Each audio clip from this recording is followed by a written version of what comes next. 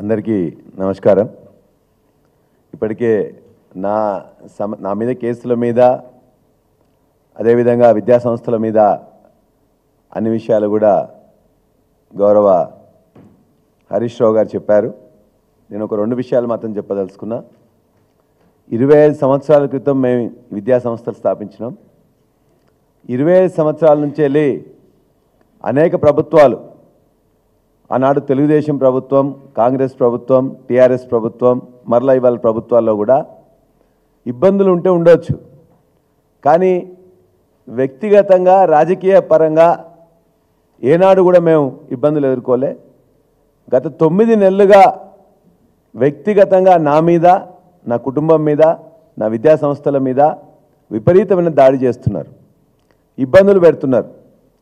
రోజు పొద్దున్నే ఒక రెవెన్యూ కానీ, లేకపోతే ఇరిగేషన్ కానీ, లేకపోతే విజిలెన్స్ కానీ, లేకపోతే ఎన్ఫోర్స్మెంట్ వాళ్ళు కానీ, ఇంటెలిజెన్స్ వాళ్ళు కానీ, పోలీస్ వాళ్ళు కానీ ఏదో దాంతో వస్తారు బెదిరించడం.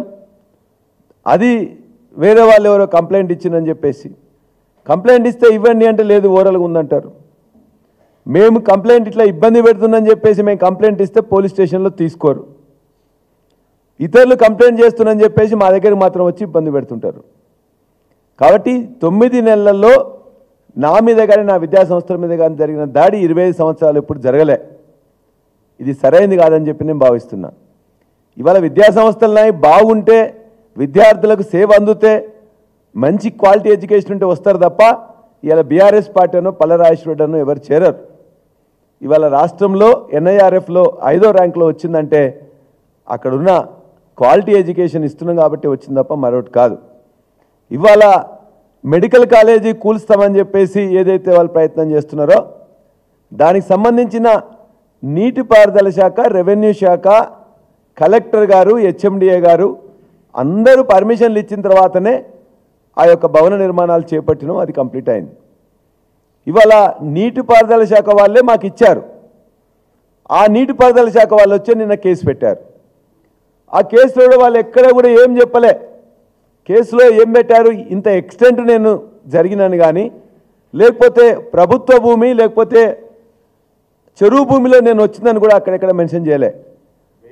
అనురాగ్ ఇన్స్టిట్యూషన్స్ బఫర్ జోన్లోకి వచ్చినాయి అని చెప్పి చెప్తున్నారు. వస్తే ఎంత వచ్చినాం, ఒక స్కెచ్ మ్యాప్ ఇవ్వండి, లేకపోతే ఎన్ని అడుగులు జరిగినావో చెప్పండి. 2017లో నేను తీసుకున్న తర్వాత ఇవన్నీ కట్టడాలు మొదలుపెట్టినాం కదా, ఈ 8 సంవత్సరాలు మరి ఏం చేశారు? కాబట్టి వారు చెప్పిన విధంగానే ఎక్కడైతే హద్దులు నిర్ణయించిందో ఇవాళ నా భూమిలో మాత్రమే నేను కట్టుకున్నాను.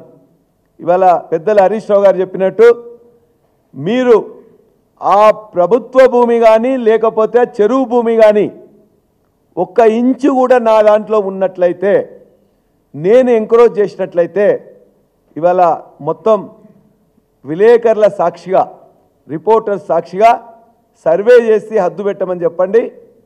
అప్పుడే ఆ JCBలు, బుల్డోజర్లు పెట్టి వారి సమక్షంలోనే నేను కొట్టేస్తా.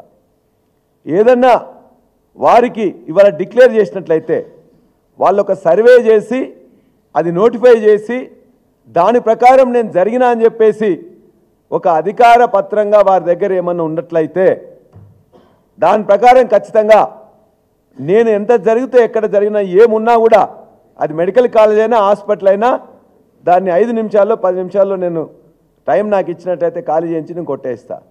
అంతే తప్ప నేను ఈ యొక్క విద్యా సంస్థలు కానీ మిగతా వాటికి కేంద్రం కాకూడదని వారు చెప్పిన దాన్ని చెప్తూ, దయచేసి ఎన్ని ఇబ్బందులు పెట్టినా, ఎన్ని కేసులు పెట్టినా చట్ట ప్రకారం కోర్టును ఆశ్రయిస్తాం.